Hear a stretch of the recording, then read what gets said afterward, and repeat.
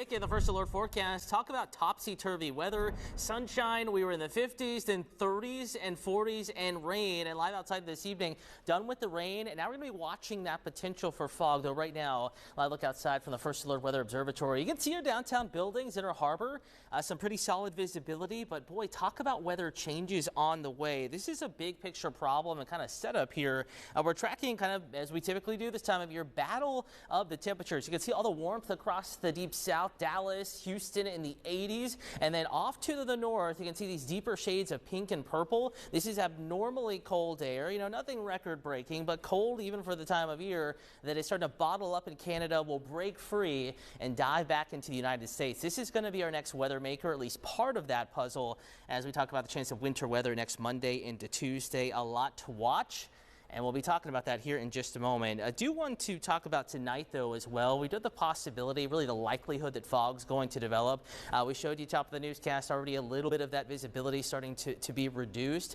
Temperatures in the mid to upper 30s, 11 p.m. midnight. As we settle back into the lower 30s, notice how that visibility goes from good to poor here, at least in a few communities. Temperatures settling back towards that freezing mark early hours tomorrow morning, 4, 5, 6 a.m.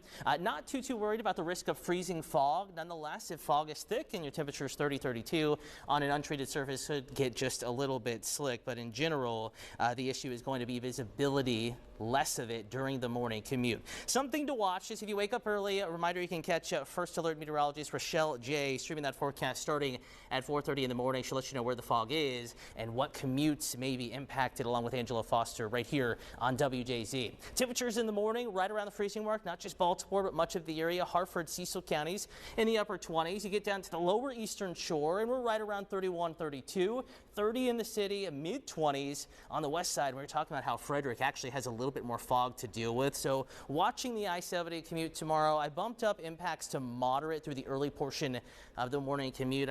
Don't think it's going to be too tricky. Nonetheless, a little bit of low visibility. It's a Friday morning. Everyone's rushing to work, playing an extra couple of minutes in just in case. Temperatures, though, responding to the sunshine back to the upper 30s and lower 40s by 10, 11 o'clock in the morning, and will continue to warm in your Maryland cast. Mountains, 40s, Western Maryland, Southern Maryland, Eastern Shore, 50s. Stunner of a day. Beaches a little chillier, but 48 in sunshine. Not too bad in Ocean City, especially after all the snow you all just had. High temperature 46 on the beach, 52 in Easton, 48 Stevensville, jumping up to 51 across the Bay and Baltimore. But notice west side friends, Howard County, getting back into Carroll County, temperatures well into the 50s, and we can get you community by community here. Again, widespread 51, 52, 53, even 54 degree high temperatures. Brunswick 54, Columbia 52 to 53. Solid day tomorrow, and it only gets nicer. Saturday 60 and sunshine, 10 out of 10. Get outside.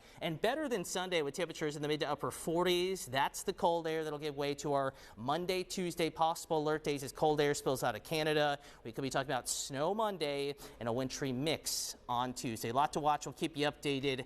Alex, again, and Rick, we're continuing to keep an eye on this busy weather pattern. Loving those temperatures, especially on Saturday, though. Cutter, thank you.